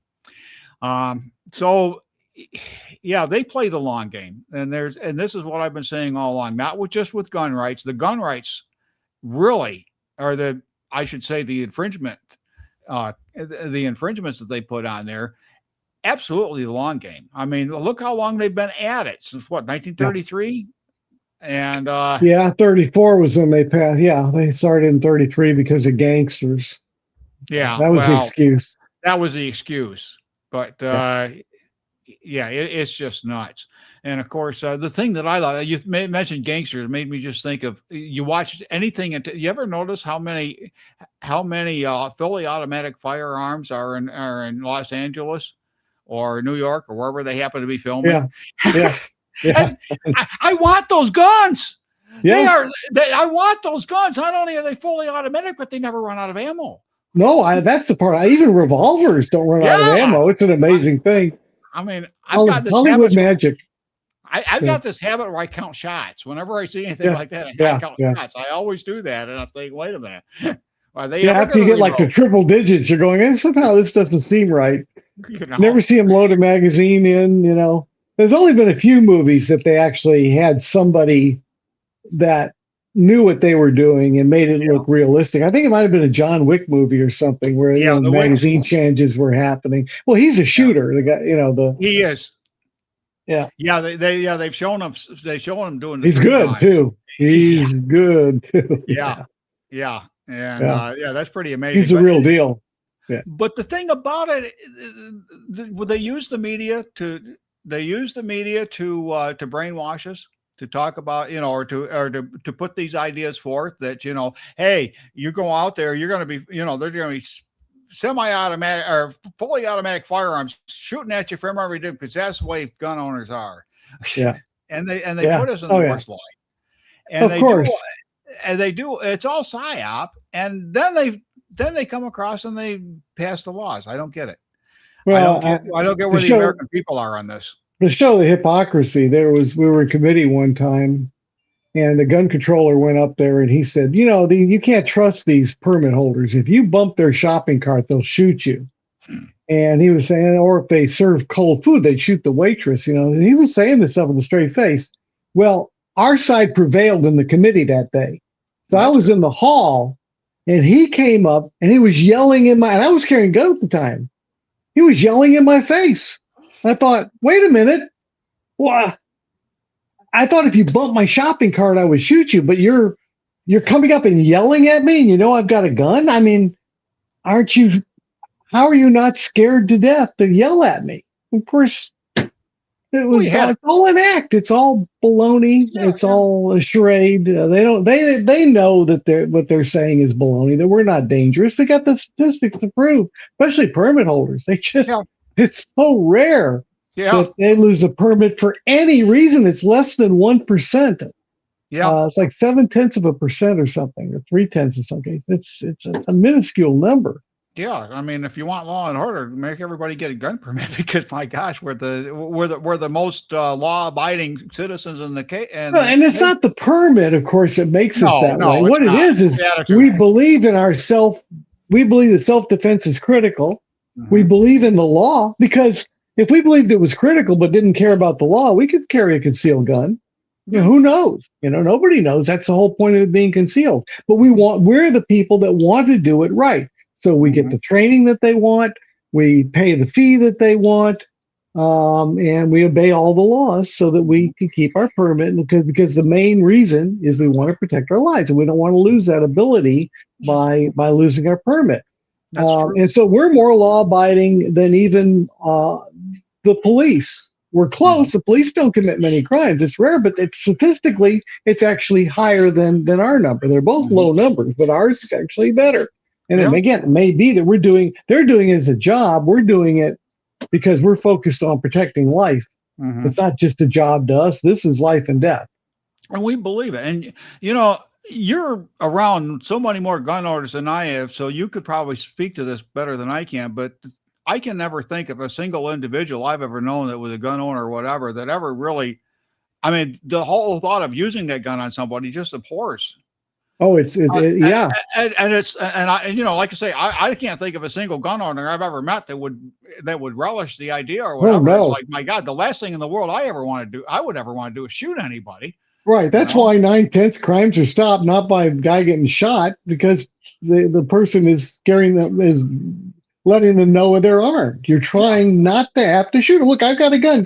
Leave me alone. Get away from me. Drop the knife and get out of here. That's what you're doing. And I did some training to emphasize the point that you're talking about. I did some advanced training in North Carolina where they have, it's a polymer film that's completely reflective, just like a mirror. Okay. And you're in a room with a curtain, and there's a wall, and on this other side of the wall, which you can't see, is an actor in a situation like a living room. And so in my case, one of the examples I said, they before the curtain went up, they said, okay, you've got a real gun, it's loaded, and you can shoot at that polymer thing. So you can shoot the person, but you're shooting into a berm. They're actually safely on the other side off to your right. Okay. But it looks real. You look like you're face to face with them, and they look like they're face to face with you. Very real. And they're actors. This isn't some pre-laid out scenario. Things can kind of go whatever direction. Right. And they said, okay, when the curtain goes up, you're looking into your living room. I said, okay. So there I am. And all of a sudden, there's this guy in my living room holding a gun at his side. And so I drew my gun and pointed it right at him. I put my finger on the trigger.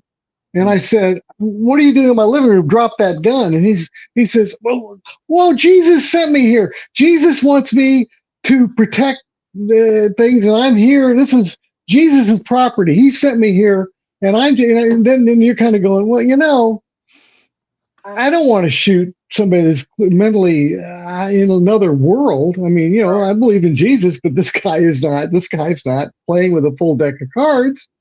So you hesitate. I said, drop the gun, and still by his side, he doesn't drop it. He's still ranting about Jesus and moving around, agitated. And so keep in mind, again, his gun is at his side. My gun is aimed at his heart with my finger on the trigger. And then he's ranting. I'm drop the gun. You've seen cops do this on TV all the time. Real cases, drop. Nothing happens. And then all of a sudden, that gun came up and he fired. And on the video, we killed each other. I fired at the moment he fired. And I had my finger on the trigger, aimed at him. But the problem was, he knew what he was going to do and just brought up and fired. My brain had to process what's happening here. Oh, the gun's coming. Oh, I better pull the trigger. And boom, by the time all the circuits on my side fired, we both died. That's scary. So the answer to that, what I learned from that scenario is, first of all, you don't have to warn somebody. If they're threatening your life, you don't have to warn them. But again, I'm going back to what you said. You want to give them a chance so that you don't have to kill them. To the point that I ended up sacrificing my life because I really didn't want to kill this guy that had mental issues. So what I learned from that is, in the event that I give them a warning like that, they're going to get one. Because if they don't comply initially, they're probably not, this again, the police, you watch the videos of the police, they don't comply right away, they're probably not going to comply. They're just not. So you're wasting your time. You're giving them more time to think about what they're going to do. They're dragging this whole thing out. Meanwhile, your life is in extreme danger if they're holding that gun. As I found out, again, they raised the gun and got a shot off on me before I could fire at him with my finger off the trigger. So what I learned is you get one warning, you don't drop the gun, I'm shooting you. Period. That's just it. I have to, because I've just learned that you have, if you give them a warning at all, one, that's it. We're done. He gave you your chance. Please drop the gun. No, okay, boom. That's good to know, because they are a threat. And that's the thing. That's the mindset that it's really hard to get into. I mean, my family's messes with me all the time. I mess with them, but whenever I see anybody, they're chasing somebody. You've seen it a million times. If somebody's after them, and they get the drop on them or something like that, and they hit them once and then they run away. No, beat beat them until they can't move. Okay, because it's all excitement. I understand it. They're trying to make it all dramatic and all that, but I keep telling my family, do not do that. That person goes down, you peek that person down, you put that person down, you make sure that person is not going to get back up and hurt you no matter what, because what? They will get back up and they will hurt you, and they probably won't give you a second chance. They're the ones that are nuts. They're just out. They're like animals. And again, if they're on drugs, that changes everything. Yeah. For example, it's probably the last story I have time for, but there's a video out there. It shows, I think it was a sheriff and a guy with a big stick that was pounding on him.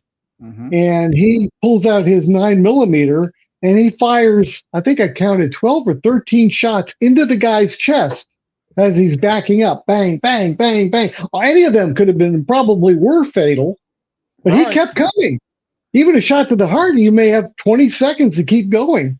So he kept coming with that stick, and finally he collapsed. Wow. And I thought, okay, what part of the academy were you sleeping through? If the 2 shots to the chest didn't stop him, the next one is to the computer. Next one is to the head. You shut that down and it's over for sure. If you're shooting to the chest, you have to wait till the blood pressure drop, or they either give up because they realize they've been shot and hurt. But they're on drugs. That doesn't. When they're on drugs, they're thinking that these bullets are bouncing off them. But this isn't affecting me. I'm just keep coming. You can't kill me. The bullets are bouncing off. When in reality, they're dying, but they don't know it. So he didn't know to shoot to the head. So again, when they say, well, what do you need 10 rounds for? Well, 10 wouldn't have even stopped this guy in time. If he'd had a knife, that deputy would have probably been killed. Yeah. Fortunately, it was a bore, but he was still beating the guy pretty good. But a knife or a gun would have finished him. And they assume that one bullet means one person stopped. Oh no. No, you could miss, you could hit a non-vital area. The guy's on drugs in this case, so you're hitting good areas, but he's not going down. But that's why, again, one has to keep in mind that push come to shove, if you're about to die, go for the head. Sure. And then I see these cops, they show they've been shooting somebody or they've shot somebody. Well, the gun wasn't loaded. Yeah, and? Oh, you don't know that.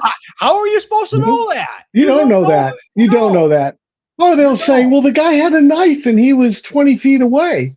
Oh, yeah? Well, he could run that 20 feet in just a little over a second before you could get your gun out and you got a knife in your chest. So, if he's standing still holding a knife and not moving and there's no chance he'll move, that would be different. Like if there was a wall between the two of you or something where he couldn't get to you, that's different. But there's nothing like that, and he's mobile.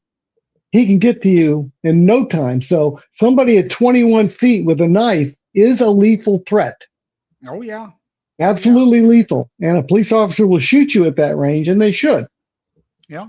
Not only that, but a knife is, I think, maybe you have the statistics for this, but I've always thought that a knife wound can be more serious than a gun wound. People can survive more being shot than they can being stabbed. It just depends, yeah. And also, knives don't run out of ammunition. No, they don't. People have been stabbed 100 times, because it was a passion, So yeah, they tend to think knives aren't dangerous, but they can be. So it's just you got to protect yourself. You And do. that's the whole and that's the whole thing that's the bottom line when it comes to gun control. We Yeah. have to we have the right to self-defense, and that's what ultimately they're trying to take away from us is our right to defend themselves. Yeah, defend ourselves from criminals, but also from their point of view, from government turned bad. Well, yeah. Well, that's why they want to disarm us, because they want to do whatever the heck they want to do. Oh yeah, they want to make us communist, socialist. Yeah, yeah, and well, I call them centrists, because you stop and think about it. It doesn't matter if it's a Democrat, if it's a communist, a socialist. They all want a dictator. They all want the centralized power. They all want to put everything into the hands of just a select few, our betters. And I hate to tell them this, but they ain't them.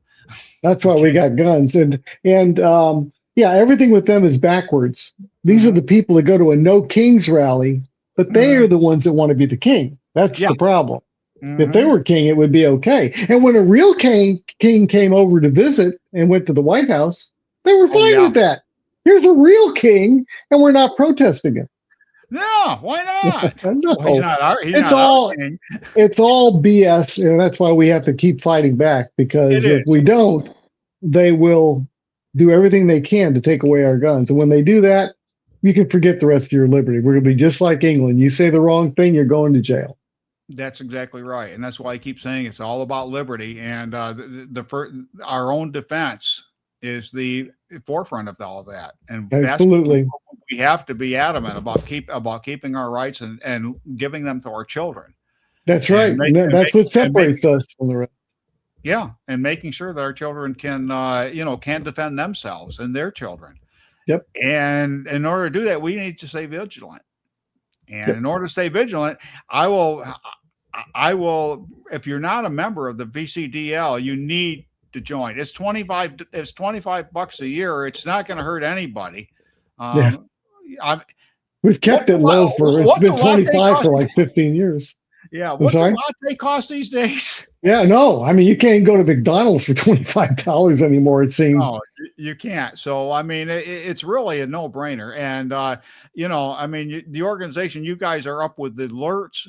I mean, I mean, as a matter of fact, I told you, my guy, I've been forwarding him your emails, because to make sure he keeps up on this stuff, because you're just so jam-packed of information. And we keep it focused on gun rights. It's you can get on that for free. It's called VA Alert. It's on our website. You can get on that for free. Can you? But but that doesn't help the cause. It helps the cause in the sense that you're knowledgeable, and if you do what we tell you to do, like during the legislative season, you can click a link and contact your legislator with a pre-written letter that we provide. We make it so simple. It's better if you're at least helping financially with us having the money to do what we need to do. And being a member counts a lot. If I can walk in and say we have 20,000 members, that's better than saying I've got 15,000. Absolutely. So, that all being in the fight and really being in it is what's helpful. Yeah, it is. And really, it's a no-brainer. Other things we can do, I've been pushing this like this. If you see this video, if you see a clip of this video, share it. Share it. Follow VCDL, Virginia Citizens Directly, VCDL. Boy, I get my tongue twisted around my eye teeth. I can't see what I'm saying, but follow, share the stuff. I mean, that's just the simple stuff. That's just the Facebook stuff or the YouTube stuff that you can do. But every little bit helps. Every little bit moves that needle, and then we push the needle. We move the needle a little bit at a time, and before you know it, we've got the needle moved over. And that's what we got to do, because we just have to stay in the fight. I think we're going to win this ultimately, but we need to be in the fight, and we can't run out of fuel before we complete the battle. No, we will win the fight. We will. We'll either win the fight or we'll lose the country. I mean, there's no. Or we'll end up in a civil war, which would be a nightmare for everybody. That would be a civil war is never a good thing, and there's no need for it. There's no need for it. There's no real need for it, no excuse for it. But ultimately, that is the final of the 4 boxes that they talk about. That's the final one, the cartridge box. And let's not go there. Let's not go Well, there. Let's just get this stuff straightened out at the well, ballot box. it's the left that always talks about revolution. Yeah, I know. You ever know? You never say they revolution. We want revolution. Wait a Yeah, minute. And I keep wanting to ask, why do you want revolution? yeah. What are you trying to accomplish? What is it that you really want? We don't like this government. Well, you are the government. I Yeah. mean, if you stop back, I mean, Vote somebody else in if you once don't again, like the ones you got. there's no logic bone in there. Once But if, again, but if the because government turns against us, doesn't gets rid of voting and takes it what well, goes to martial law, and now what are you're in they? Second Yeah, Amendment territory. and what are they doing with all of that? They're basically they're ignoring the law of the land, the Constitution. Yeah. And that's where we have to get back. We have to get active. VCDL is one of the best places to get active. If you're not doing anything else, shoot, that's where that's really the good place to start. And I firmly believe that. And I'm very glad to see all the things that you guys have done. You're at every gun show.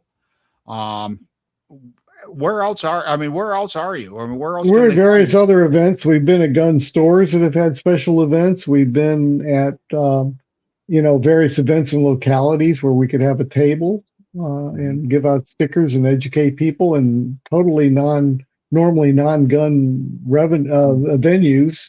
We Mhm. used to be at the Tomato Festival in Hanover and stuff like that. So, Okay. um, you know, Hey, that's if you got time to tell me a little bit about the academy, I was going to ask you about that. I asked Jill if she'd come on sometime, and she said yes, but I haven't got back to her. But could you tell me a little bit about the academy? Because that's something I don't think anybody knows enough about. yeah. The academy is really about education, educating people, including people in school from like high school or college, about civics, about the Second Amendment so that they understand how their government works. So many people aren't being taught civics. They have no idea how government works. They just aren't being taught that.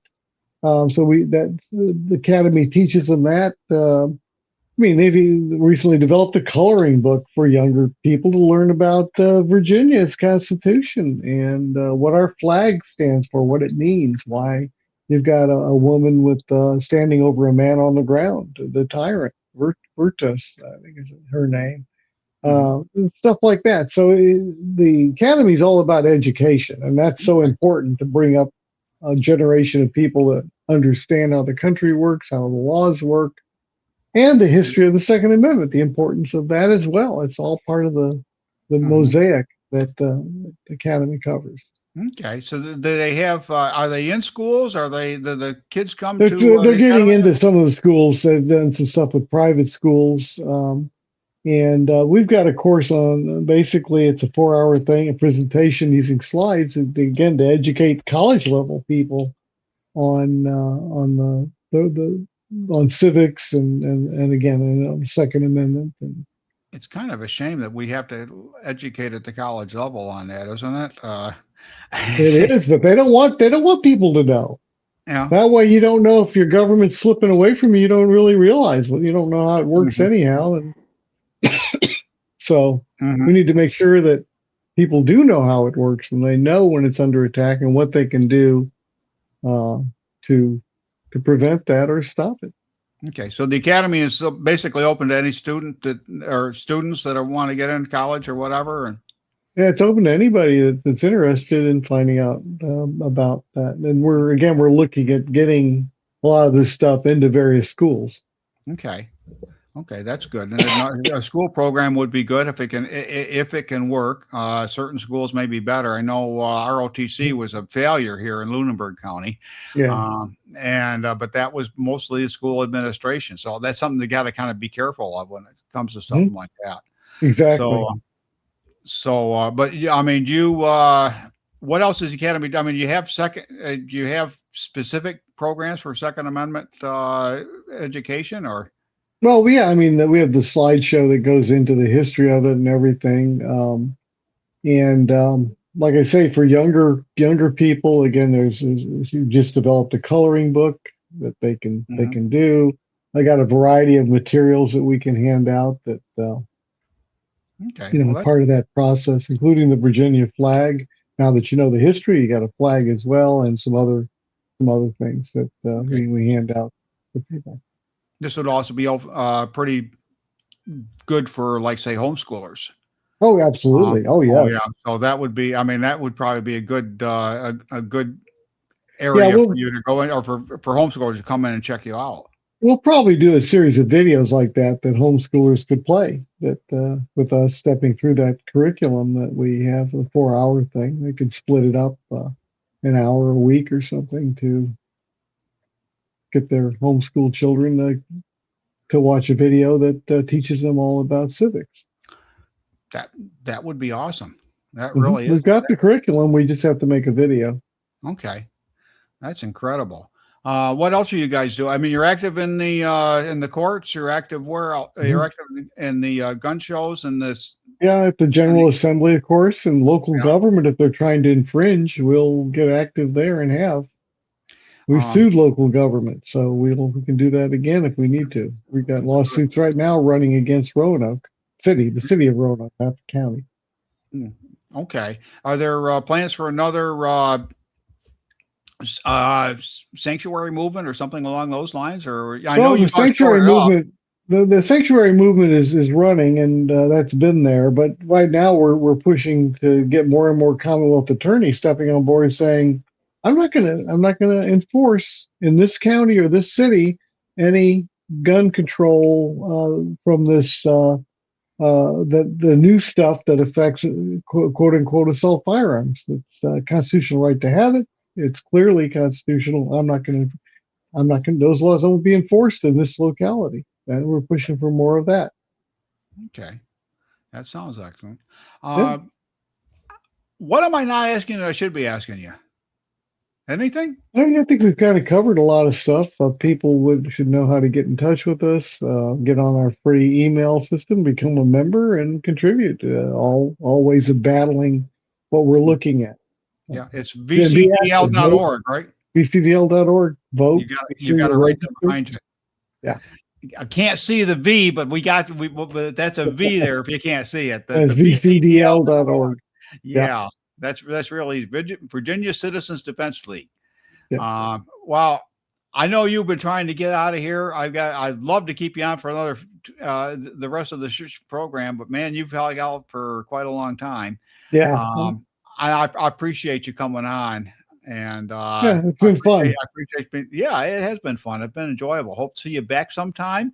Yeah. And we will maybe get an update on some new stuff going on. Maybe some good news that you've we got the fights going on every day. Things are happening. So yeah, this has been a pretty crazy couple of weeks there. 3 yes, 4 weeks. It's been nuts. Well, it's been crazy since January, actually since the elections. Things have been ramping up, and we have major elections next year. This year we got stuff for Congress. Next year, the entire Virginia House and Senate are up for grabs. So if gun owners get out and vote, this is a chance to turn this ship, at least stop all the craziness. Where if we can get a hold of the General Assembly again and have power in there, then we can stop all this stuff. Nothing's going to get to Spanberger's desk that would be bad for gun owners. We'd have that ability to stop that if we can control one or both bodies in the General Assembly. Yeah. Our chances next year. So make sure your friends and family are registered, that they vote. Vote early. Do the early voting thing. I think I may as well. That way nobody can steal your vote. If you vote early, you lock it in, and nobody can try to steal it from you. That's true. Oh, yeah. We've had that happen. Oh, as far as voting is concerned, by the way, and I brought this up before, but don't let the fact that you're not registered say I can't vote, I'm not registered. You can go right up to the registrar's office. You can go to any voting, any place where voting is done, anytime where it's done. You can vote right then and there. If you've got ID, you can prove you're a Virginia citizen. You can vote right on the spot. Right. Don't let the idea that you're not registered stop you from voting. No, don't let that be an excuse, because you can register. It's not that hard. You can do it online from the comfort of your home. And I think if we just be a little more vocal about this and said, no, that's not right. Maybe you could do it this way. And, Mhm. or, just a little, I don't think we have to be in your face. I don't think in order to bring people in on board. No. What's your experience? What's the best, at times like this? Are people joining Yeah. Oh you? yeah. People are stepping up. The more the merrier, because it's Oh yeah, this is a no joke battle that we're fighting. This is serious. it It is. affects the direction of liberty in this state and ultimately can affect the country. So Hmm. we can't let liberty started in Virginia, Hmm. and we cannot let it die here. We simply do not have that as an option that we can let happen. No, and we are kind of on the radar of a whole lot of different other states. Oh They're yeah, waiting to they're see all what we're watching. Oh, doing. we're being watched across the country. Yeah. Yeah, that's something that kind of makes me. I don't know. I just feel, wow, really? I'm someplace that people are Well, actually we're not concerned a about. deep blue state. We're purple and maybe really red when you look at it from 5,000 feet in the air. Or we're mostly red, but we've got these big blue areas. And so, if you want to be generous and say we're purple, yeah, well, purple states should not be going through this. Mhm. We Yeah, shouldn't be going. We shouldn't be going through no, it anyhow if we're part of America. no, that's just There's it. no excuse that you're deep blue. That's no excuse to violate the Constitution as they have in this. It's not. It's not. And I grew up in New York, where I appreciate the. I mean, I grew up in Yeah, Allegheny County, which is a very, very low populated county. yeah, Okay. And I would tell people, I said, hey, there are more guns in this county than there are people. And there's no crime. right. Yeah, I think in 50 years there was one murder yeah. I believe that. in a county of 50,000 people. Sure, I Okay. believe that. Absolutely. Uh, and it's just not, I mean, at least one murder with a firearm. I mean, nobody gets Yeah, shot. yeah, yeah. Okay. It just doesn't happen. Right. And Because you got a maybe lot of people with guns. Why would you want to break into a house where people have guns to point at you? there you go. And people still get broke into, and there's still burglaries and all that sort of stuff. But when it comes right down to it, murder is not prevalent. Whereas you pointed Yeah, out where murder is prevalent. Murder yeah. is But prevalent. these You. burglaries, the burglaries, I guarantee they knocked on the door, they rang the doorbell, they made sure nobody was home, and then they went in. Mm-hmm. There probably weren't too many burglaries in the middle of the night when people are home. Not in that No. county, I wouldn't think. Otherwise, there would have been a lot more shootings. Yeah, that's true. But we know the neighborhoods where the shootings are happening. We know what's going on. We know where the crime is going, and and we just let them have the narrative when it comes to that. We need to stop that. We need to get a better narrative. We need to bit. I think education, and you may agree with this. I think education is really going to be the key. Yeah. Getting people educated and getting them interested is going to be what really is going to push this needle forward. And people, and not be afraid to talk. I mean, are people are intimidated to share something? Like, oh my gosh, they'll think I like guns if I share this. Is Well, there some is there people a are little bit of that in? intimidated. Well, there's some of that. It's gotten to be less, but they're trying to bring it back. They want us to go in the closet. They want us to shut up. They want to make it look like nobody really has a gun except a few extreme people, not Mhm. 100 million like we really have. Oh yeah, they'd love for us to shut up. But if we stand up and are proud gun owners and are not afraid to talk about it and say, this is what I believe. This is part of my constitutional right. If you don't like it, that's unfortunate. There's probably Mhm. things that you have that I don't like, but that's your right to have them. Live Yeah, and let live. yeah, that's what If rights you are try all to kill about. me, it's going to be live and let die. So, um, you know, but I have my rights and you need to respect them, and I'll respect your right with those that you're exercising. That's the way it should be. Hmm. All right. Philip Van Cleave, it's been a very pleasure talking to you. I certainly let you appreciate you coming on, and we'll have you back if you're willing to come. Sure. And especially on a Sunday night, it's a wonderful been having you on. If there's anything else you want to say to anybody or to let Nope. out what's got to be going on, then We've covered the majority of it. I can come back some other time. We can go down some other roads, but I think we've covered we covered a plenty lot. of main stuff. Yeah, I think we've covered some of the main stuff. There's lots Yeah. of things to talk about. There's so much Yeah. Yeah, involved there is. in the Second Amendment, the right to keep and bear arms, the right to protect yourself and your family, and Mhm. we got to come back and do it again.